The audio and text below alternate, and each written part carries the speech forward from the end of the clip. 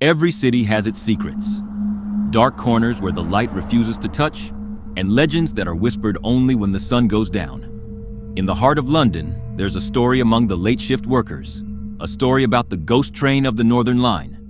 They say if you find yourself on the platform at exactly 3:03 a.m., a train will arrive, a train that isn't on the schedule. Most people see the empty carriages and think it's a lucky break home. But the regulars?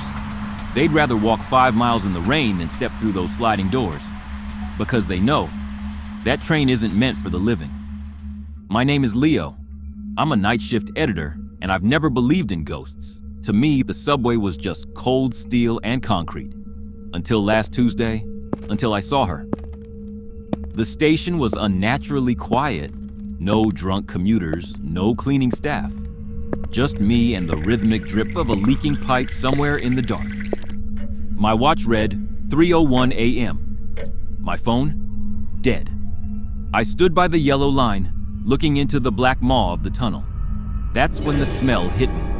It wasn't the usual scent of ozone and grease.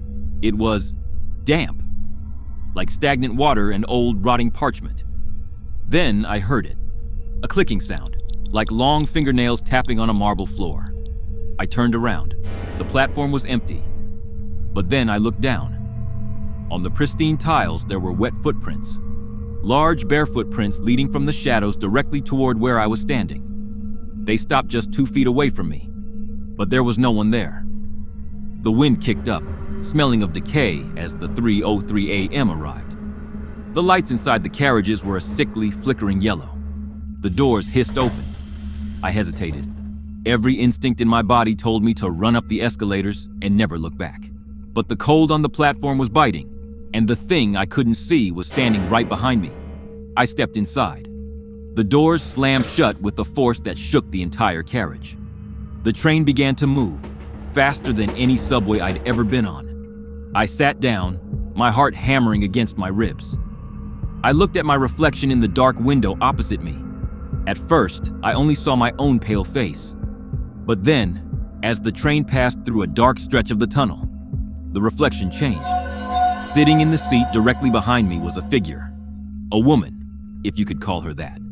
Her skin was the color of a drowned corpse, her hair thin and matted, but it was the eyes that froze the blood in my veins. They were massive, perfectly round, staring at me through the glass with a hunger that wasn't human. I didn't dare turn around. I kept my eyes fixed on the reflection. She didn't move. She didn't blink. Then slowly, her mouth began to open. Wider, wider than any human jaw should go. A jagged frozen grin that stretched almost to her ears. She leaned forward. In the reflection, I saw her long, spindly fingers reach out toward my shoulder.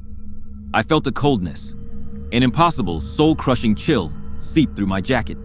I screamed, bolting from my seat and running toward the next carriage. But the door was locked. I moved to the next one, locked. I was trapped in a hurtling metal coffin with a nightmare that was slowly standing up. The train screeched to a halt at a station that didn't exist. There were no signs, just a dark, moss-covered platform. The doors opened. I didn't wait. I leaped out, sprinting for the stairs, never looking back. I didn't stop until I reached the street level and saw the first light of dawn. I haven't been back to the subway since. I take the bus now. But sometimes, when I'm sitting in my room at night, my phone vibrates. I don't answer it anymore, because I know what the message will say. I saw it on my screen just before it died that night. A message from an unknown sender. No text, just a picture of me, sitting on that train, taken from the seat directly behind me.